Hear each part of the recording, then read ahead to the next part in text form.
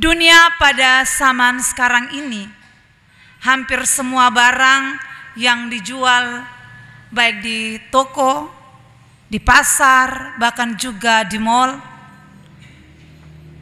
sudah dikatakan sebagai sesuatu yang palsu. Bilang bermerek tetapi memiliki KW.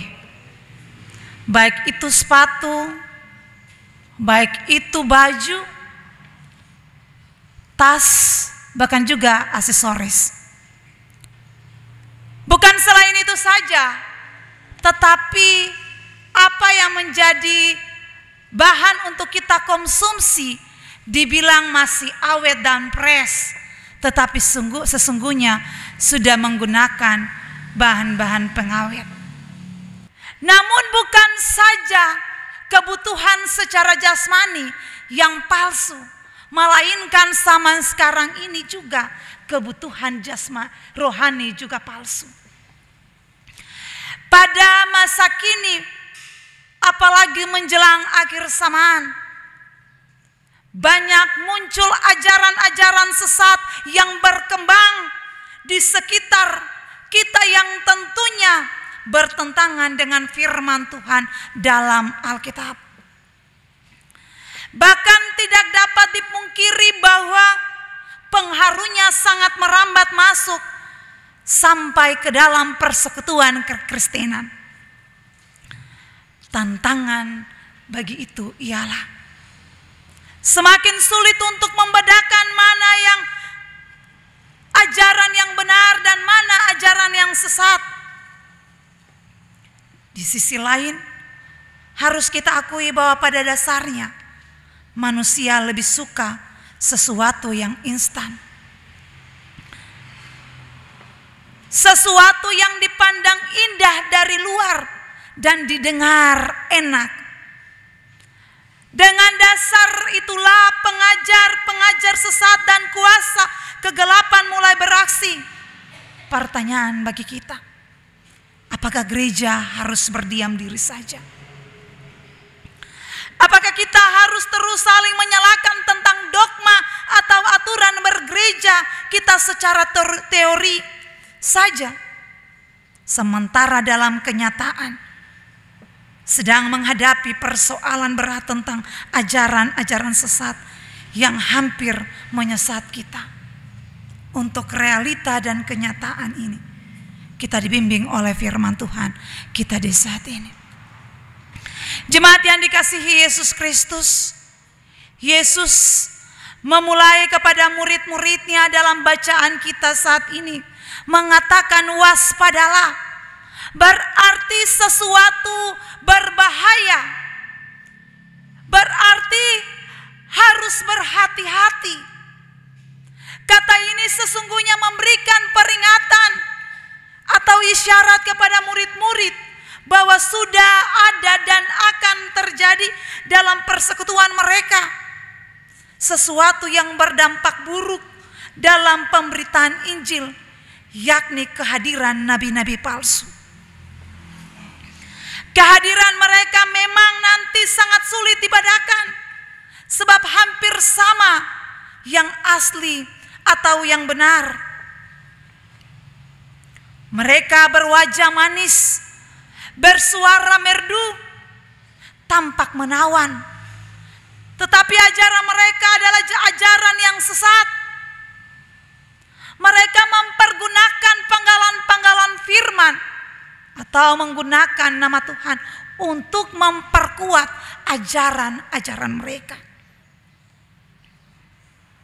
Itu sebabnya Yesus berkata, mereka seperti domba tetapi sesungguhnya mereka adalah serigala yang buas. Mereka sepertinya memberitakan Injil tetapi hanya punya motivasi dan tujuan untuk kepentingan pribadi dan kelompok. Berbahayanya lagi adalah mereka memanipulasi Injil atau memutarbalikan kebenaran yang tidak sesuai dengan Injil Kristus. Menurut Yesus, apapun kelicikan mereka, tetap dapat dibedakan dari hasilnya.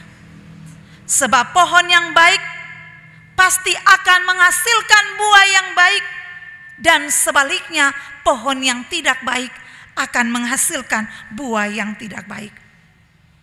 Jadi dari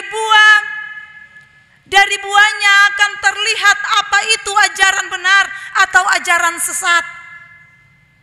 Di sini Yesus ingin supaya para murid, bahkan juga Bapak, Ibu, dan saya tidak terperangkap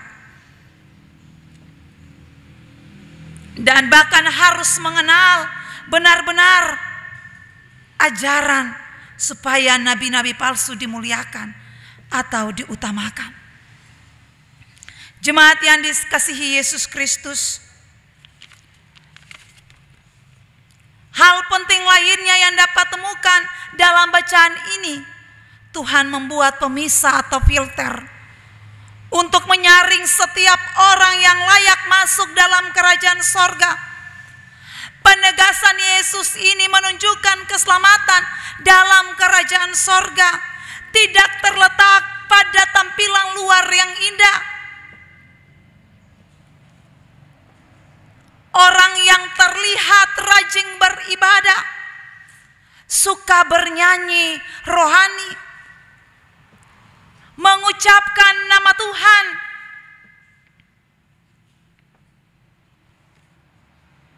namun tidak mampu untuk melakukan apa yang mereka katakan. Orang-orang seperti inilah yang dikatakan seperti orang-orang bertopeng, orang-orang yang memiliki iman palsu karena tidak jujur, suka memberitakan berita-berita hoaks atau berita-berita palsu, namun dia adalah orang Kristen. Tatapan berbicara lain, mulut berbicara lain, namun hati dan tindakan juga berbicara lain. Tetapi yang diharapkan melainkan kualitas kehidupan kekristenan harus dampak dalam perbuatan yang mencerminkan firman Tuhan sesuai dengan kehendak Allah.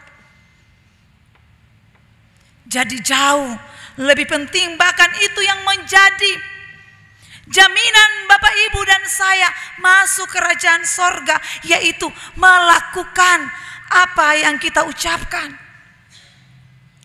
melakukan apa yang kita dengarkan sesuai dengan kehendak Tuhan.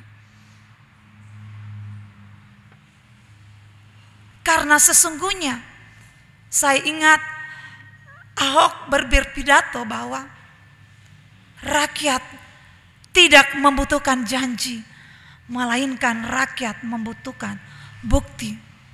Demikian juga dengan Tuhan, tidak membutuhkan orang-orang Kristen yang hanya cuma berbicara manis, memanggil nama Tuhan, tetapi tidak mampu untuk mewujud nyatakan setiap kebenaran firman Tuhan dalam kehidupan nyata kita. Hal yang baik dimanipulasikan, berita yang tidak benar disebarkan. Bukankah kepalsuan itu akan hancur dan pudar? Karena kepalsuan itu bisa menghancurkan segala sesuatu. Berbahagialah kita yang menjadi pohon yang baik dan menghasilkan buah yang baik dalam namanya. Karena Dia tidak akan menebang dan membuang kita ke dalam api yang kekal, api yang tidak dipadamkan. Berbahagialah bagi kita yang setia kepada ajaran Injil Kristus Tuhan kita, karena Dia sudah menyediakan bagian hidup yang kekal bagi kita di sorga. Berbahagialah bagi kita yang menghindari diri dari pengajaran-pengajaran sesat atau palsu dari nabi-nabi nabi-nabi palsu dalam namanya. Karena Tuhan sudah membebaskan kita dari kebinasaan dalam dunia yang kegelapan, yang penuh gelap. Mari, jadikanlah hidup kita menghasilkan buah-buah yang baik dalam hidup kita sebagai orang-orang yang percaya. Sehingga dengan buah-buah yang kita hasilkan mendatangkan berkat dalam kehidupan kita, pribadi kita, rumah tangga kita, bahkan juga lewat persekutuan kita. Sehingga lewat kita nama Tuhan tetap dipermuliakan, bukan nabi-nabi palsu. Tuhan memberkati kita lewat kebenarannya. Amin.